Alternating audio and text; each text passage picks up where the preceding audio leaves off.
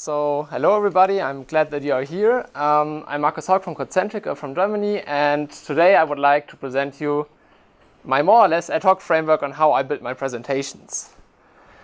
So this is normally how it starts. There's like a conference and there's a call for papers. Okay, check. Then you think about a good topic, check. Then you get accepted, that's great. But then comes this part where you actually have to write your presentation. And this is for me mostly the part where I spend lots of time fiddling with content, changing stuff, and it's really annoying because lots of that stuff is doing it manually, and you can mess up with your code and it doesn't compile anymore and you don't notice, and so on and so forth. So the problem is that when you're using PowerPoint or Keynote or Google Slides, there's like this manual step, like when you have generated graphics, you have to generate it, include it in your presentation. And then you want to change the graphics, so you have to generate it again, include it again in the presentation. And you also can't use version control, like for example, if you want to use Git. So that was a no-go for me. So normally I use like Pandoc or LaTeX or something where you can use normal text and check it into version control.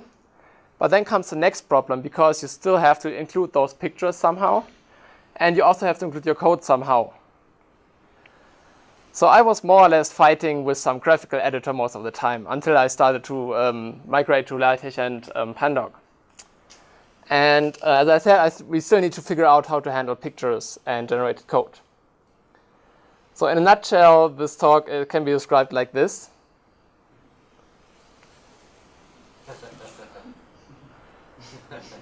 So me just spending enough time to automate how I build presentations. And there's also this.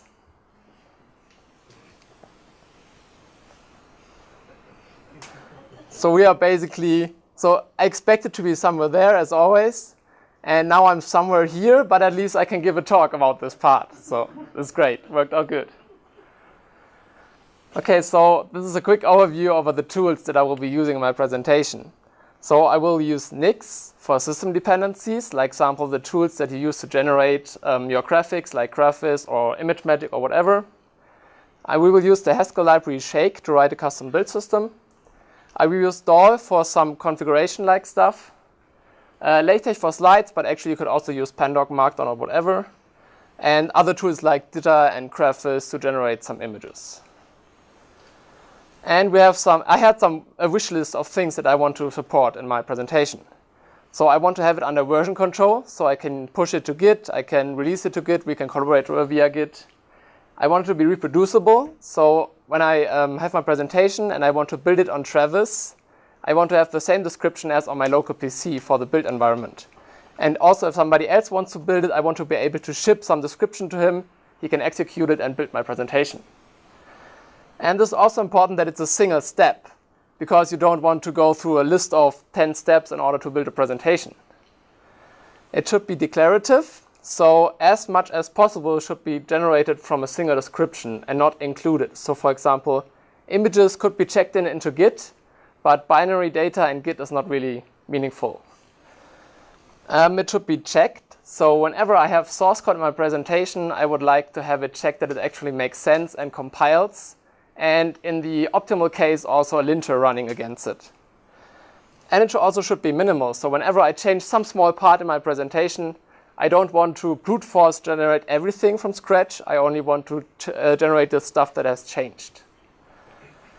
So this is like the big high-level overview of the stuff that we will be covering in this presentation on how to make presentations.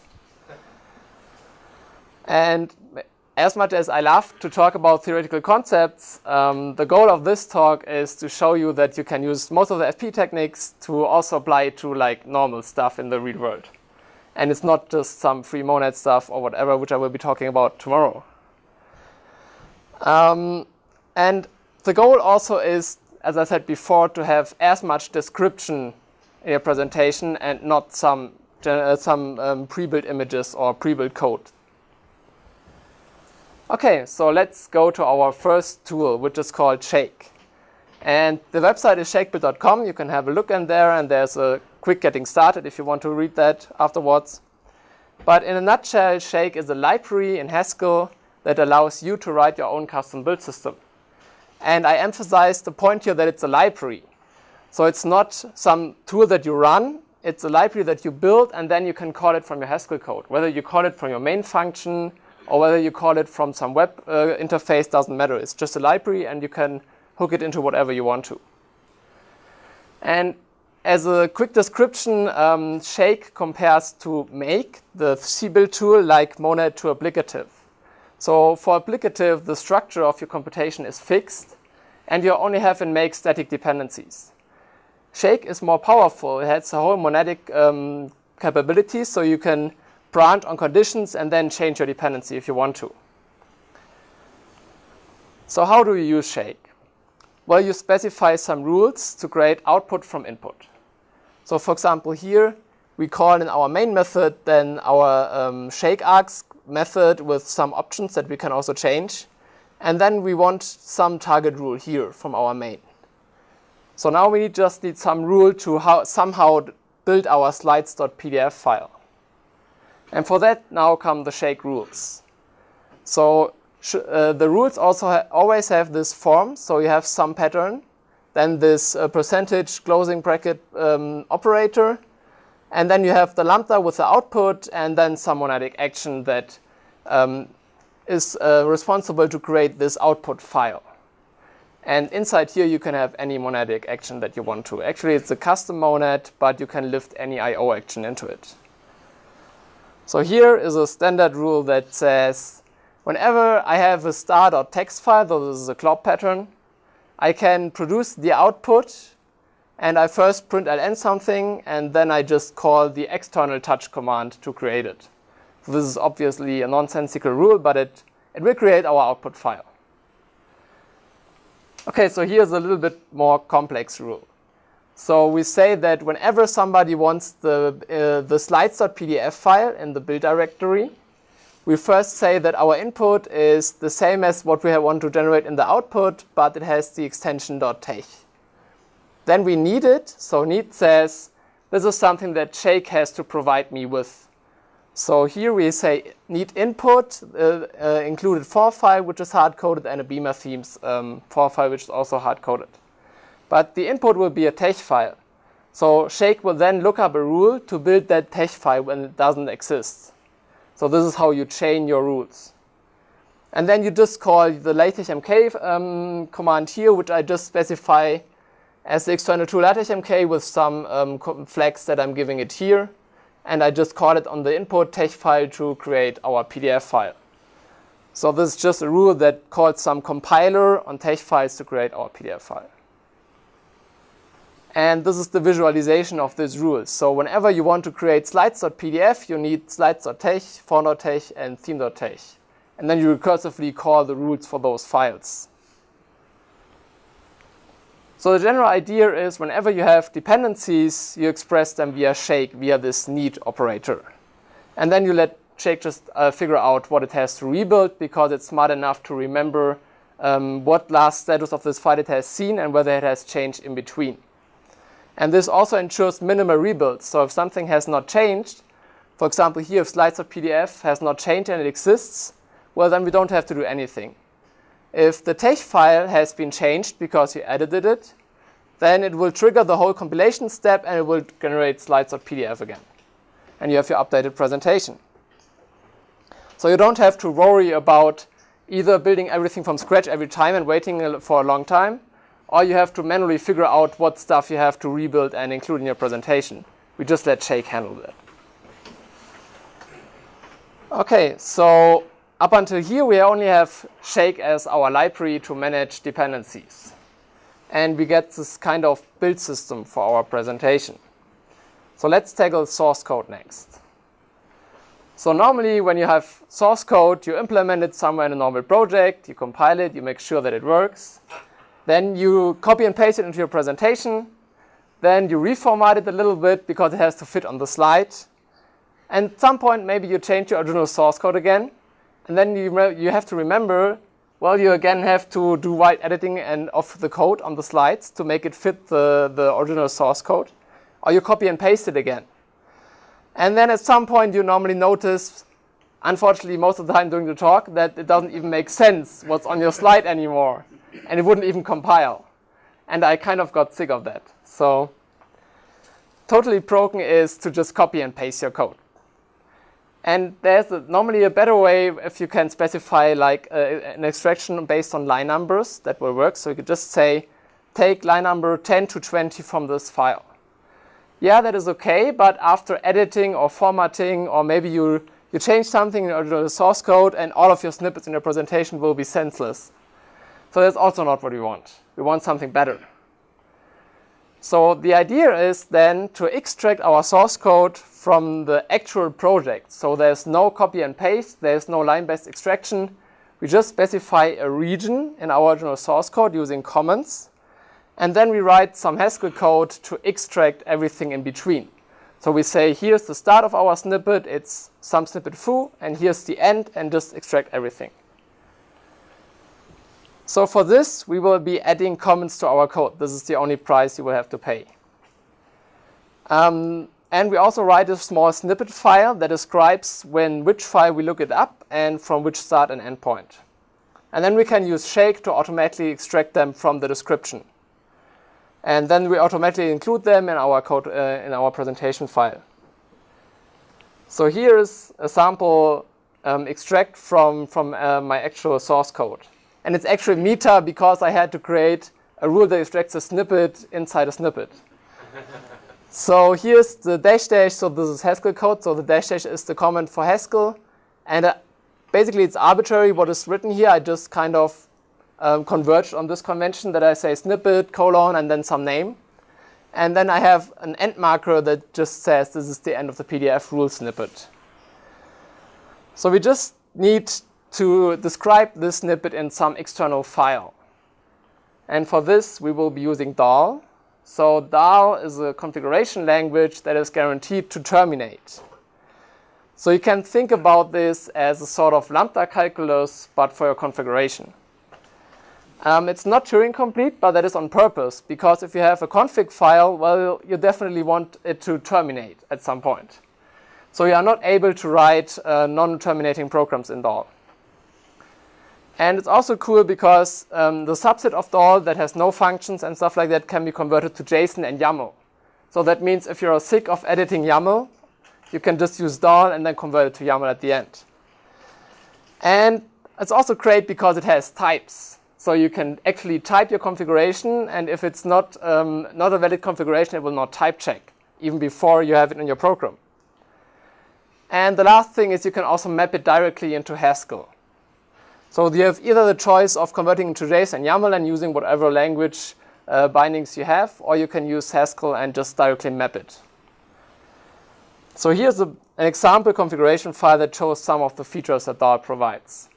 So you have records that just start with a curly brace, and then you can have your normal labels in there. So here we have numbers like 42. You can have optional values. Here it's a natural actually instead of just a number. And you can also nest records, and you can have, of course, text and also arrays. And you can also have functions and map over them, and there's lots of stuff that I don't want to go into too much details. But of course it has booleans, integers, naturals, optional values. It has lists, the records we saw, lambda functions, strings, and interpolation. So you could use it as some form of templating language if you want to. And it also has unions, which is really great. We will be using that in a minute. And you can also import other files. So it's actually a lot of features in there that you can use. And here, for example, is the rendering of our previous DAL file into JSON. And you can render the same thing also to YAML. So optional values will just be null. OK, so how would our snippet files look? Well, it would be a record, and the first slot is the file name. So this is of type text in here. And the second slot is our snippet start marker, which is a union. And it can either be a search for a term, or the end, or the start of the file. So instead of having to add comments to include a whole file, we can just say go from start to end. And we have the second slot that just says where we want to end with our snippet. And then we can map this one directly into our Haskell type, because we are just using Shake, which is a library, so we have all of Haskell available. Let's just define a data type that says snippet source is the same as the corresponding DAL type. So here's an example snippet. So before we have seen the type, and here we have seen the actual snippet. So we say extract from the snippets directory in the snippet file. So this is kind of meta again. The snippet start marker is go from the start of the file, and the end marker is go to the end of the file. So we don't have to include any comments. We just take the whole file and include it in our presentation, as you can see here. And we also say the whole thing has to be of type snippet. That means it must have those 3 fields in here with the specified types and the unions we want to. And here's another example where we actually use markers. So we have seen the PDF rule. So we look into the build.hs file, and then we have to search for the snippet PDF rule marker, and we extract everything until we find the end.pdf rule marker. And everything has to be of type snippet again. So we have our snippet description file. We just need some glue code to actually do the extraction. And this is just the code, so it's not a lot, and it's also automatically formatted. And you don't have to read this. It's just showing that it's really quick to do this. OK, so when we extract code with a snippet infrastructure, our code will always be up to date. So whenever you change something in your original source code, I don't have to worry about whether it's in my presentation or not. And I also don't have to, but I have to format and maybe compile it again. Because like if I have like this file in here or this in here, this is probably not how I would format it in my actual source code, because my screen is a little bit bigger than this screen here. So I would maybe write it all in one line. So how do I make sure that it's formatted nicely for my presentation? So this is something that we have to cover. And maybe also I have to check the code again, because if I extract only a region, who tells me that the region still compiles? Because it could be just some garbage I'm extracting. OK, so we can also do the checking of our snippets. So this is to avoid that we have broken code snippets in our presentation. And there are also sometimes there are like style errors that you would normally see because you're running a linter, and we also want to get rid of those. OK, so the idea is that after we have extracted our snippet, we also want to run our linter or compiler or whatever to make sure that it's still making sense after extraction. And we want to we will fail to build our presentation if it fails. OK, so you can check your code in Haskell with hindent and hlint, and you can also hook it up with SPT and Scala FMT if you're using Scala, or basically any programming language that has a linter and something to check whether it compiles. So this is one thing we want to do. And we also want to format our code, because as I said, maybe in your original source code we're extracting from, you don't want to limit yourself to a very, very narrow char width.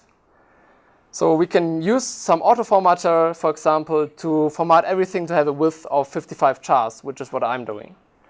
So here's a snippet that is kind of broken, because this code here is cut off. So actually the line is longer than this one. So we want to avoid that, and if we do it correctly and call the formatter, then everything will be formatted like this, even though our original project looks like this here. So we can see that it correctly did the line breaks in here. OK, so this is how we handle snippets. We can do automatic extraction, and it will still compile, or we will fail if it does not. They are automatically formatted, so they will fit on the slide. We don't have to worry about broken snippets or broken code, because we don't do any copy pasting. Yes? What about vertical overflow? Yeah, we don't cover this one. Yeah. Yeah. Yeah, so this one is pretty, yeah. Yeah, this worked out, but you could have just an overflow in the vertical direction, yeah. Exactly, yeah. Write small, clean code. Exactly. So, but we can have more confidence in our examples, because the linter will tell us when you do some nonsense, and the compiler will tell you whether it makes sense at all. OK, so this handles snippets. So what about pictures? So there are actually 2 cases. So scenario 1 is you search a picture on the web, and then you download it, and then you include it in your presentation, and maybe you check it into Git. That works. But at some point, you will forget where you get that image from. And maybe you also did some resizing or some rotation, And then this is also manual steps, because if you want to download the image again, you also have to do all of those transformations. So this is something that we can improve on. And the second one is when you have images that are generated from some source, like GraphViz, and you just want to get the GraphViz image from the description without doing it manually. And whenever you change the description, you want to generate the image again and include it in your presentation and build the presentation again. So it's like another step.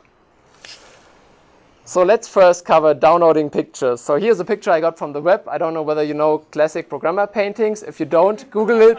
Google it after the talk. You will have some fun time. So the idea is to again use Haskell and Shake in order to automatically download the pictures on demand if they don't exist locally. So for example, if your coworker is building a presentation, he probably will not have the images. So on the first try, it should download it. So we still again need some file, like for the snippets case, that describes how to get the image and what transformations we want to apply. And in my case, the transformations are described by image magic flags. You could also be a little bit more sophisticated if you want to. So here's the description file for this image. We just say it has some URL, which is a shortener here because otherwise it wouldn't fit on the slide. And the transformation is the resize to the width of 1101. And don't ask me why I picked that size. I think it was for some Review.js where you cannot easily fit it to the slide. Does your tool automatically shorten the URLs? No, it's just the normal DSL. I just did it there because it would be too long for the slide. Oh, I thought your snippet extractor Yeah, was shortened. but that's not a snippet. Okay. Yeah, but you can. Why not? Why can't you? Okay, this actually. Yeah, okay, this actually is a snippet, but the problem is it doesn't break URLs. So you would have to break it manually, and I don't know any good auto formatter for DAL, so kind of out of choices there. So here's our shake rule to handle the image case. So here we say that whenever we want a file in the images directory, so via need, and it has the extension JPEG, PNG, or GIF, we take that input and then we read the image source, and then we can download this image source from the internet and apply all of the transformations that are in there, because it's just a list of operations. Okay, makes sense? So this is how we download our pictures. And the second scenario is for the generated pictures. So we again have the file that describes it. So this will normally be GraphViz or plant OML or whatever. And then the normal workflow without the framework would be like you write a description file, generate your graphic, include in presentation, and then you change the description. Generate the graphic again. Hopefully you remember which flags you used, like the scaling and whatever. And then you include it again, and then you go from the start. So this is very cumbersome. You have to do lots of manual steps. And of course, the solution is we just write a shake rule that handles this one. So here, for example, we say that whenever we want an image in the GraphViz folder, we take the input, and then we run some GraphViz on it, and that's basically it. So shake will automatically handle the rest for us. And when you do this for all of your stuff, your tree for your dependencies basically looks like this. So for example, if you have the GraphViz file here, which says rules.dot, which is actually a description of this one here, then it will try to build the PNG from there. This is included in the slides.txt file, and this one is then building the slides.pdf file, and this is what we wanted from the very start, our slides.pdf file. And we covered how to get from this one to this. So we have the snippet description, and we just generate the source code and include it. And we know how to get from between this direction. We know how to do it because we have the rules that says GraphViz files are built from dot files, and the same for the other types, for example, for images. The only thing we are missing is the connection between the slides.txt file and all of those things here, because somehow we need to know on which inputs our presentation actually depends. Okay, so given that we are just using Haskell, we can use any Haskell library we want to. And there's, luckily for us, there is a parsing library for LaTeX called HeyTeX. But we could also, for example, use, instead of LaTeX, we could use Pandoc and just use the Pandoc library in Haskell as well. So I ended up writing just a small snippet that parses the LaTeX file. So here it parses. And then I just iterate through all of the AST. And whenever I find a command that matches, for example, include graphics or input some source code, I just extract what file it needs. And then I just need that one in one of the rules. So then Jake comes in and has a rule to build the graphics file from some description, and everything will work out. OK, so now we have covered the snippets. We have 2 scenarios for images, and we also cover the LaTeX compilation step. But the problem is that we've really mixed a lot of stuff in here, right? So we have Haskell, and we need Haskell and the libraries, so we need some version of GHC. We have ImageMagick to do the transformation on graphics. We have Graphis, Ditta, whatever LaTeX packages we need. Maybe we even need Scala SBT and Scala FMT. This is like a lot of stuff that you have to provide just to compile a presentation. And there's obviously there are some issues with that.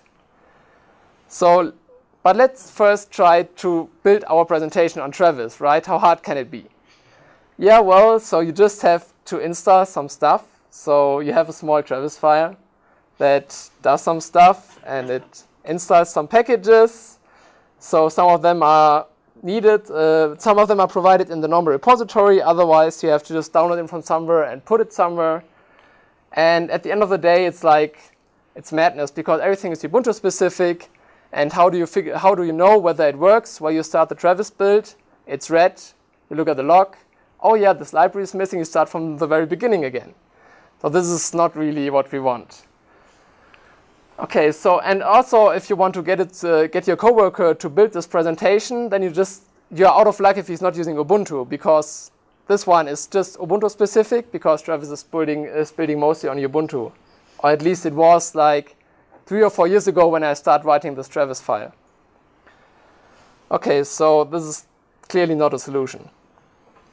And the lie, normally they also it's just this lie of running one command and everything works, but this is mostly a lie. It will never be one command. And here comes the new concept that we also introduced, which is Nix.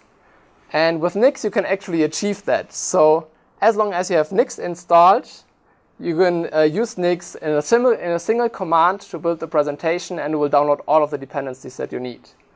And you can also use it in the Travis file, and your coworker can need it if he has installed Nix. So what is Nix?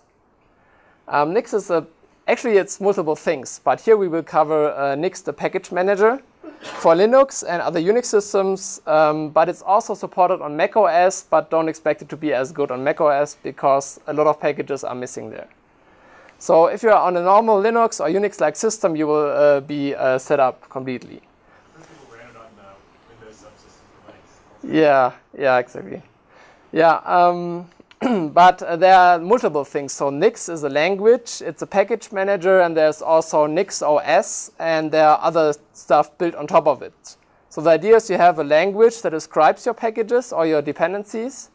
You have the package manager that provides description on how to build packages, like Haskell or like a GHC or whatever. And then there's also Nix OS that describes your whole PC, and Nix Ops that describes the whole network of machines, and Nix services where you can just describe services. But here we just need the package manager. And with Nix, our whole Travis file will reduce to this. So you just say the language of our Travis file is Nix, and Travis already knows about Nix. And then you just call your build.hs file, which is our shake. And you just have to include this shebang in your build.hs file in order to make this /syntax work. And in there you say, well, I'm using the Nix shell, and I take the shell.nix file as a description of my dependencies. And then I use the run Haskell as an interpreter, and I pass some arguments in there. And I want it to be pure. And pure means it will build a fresh environment, and it will not care about your locally installed stuff. It will only see the stuff that is in my shell.nix file. So how does the shell.nix file look? This is a simplified one because obviously my presentation has more dependencies than this. But essentially you just import some packages, and then you say I need the LaTeX environment with a Beamer package. I need the Python packages with pigments for the source code highlighting. I need Graphis package installed, ImageMagick, and I also need DHC with Shake and Doll packages installed. And that's it. Okay, so this is basically the whole thing that you need in order to describe the presentation, and you can just execute it in this one command, and everything is working out beautifully. So up until now, I only used LaTeX for this, or you have only seen LaTeX, but I also did this with Pandoc and Reveal.js, and this also works pretty well because you can use Pandoc as a Haskell library, and then you have access to the AST, and you can also extract whatever you want from there. For example, if you write in Markdown, you can say, look at all of the links described in your file and check whether they are dead links, or you can use it to also check whether you want to include some files or some images, and then it's basically the same thing. So you can plug in different frameworks that are not LaTeX if you want to. Okay, so if you want to use this, I have it on my GitHub repository. So this is up until now more an ad hoc way how I do this, because I just am improving this over time. I think I'm using it since 3 years or so. You can look at the build.hs file, and you will see the whole presentation and the comments for the extracted snippets. And if you want to compile it locally, you just need to install Nix. So you need to go to nixos.org and install Nix if you want to try it.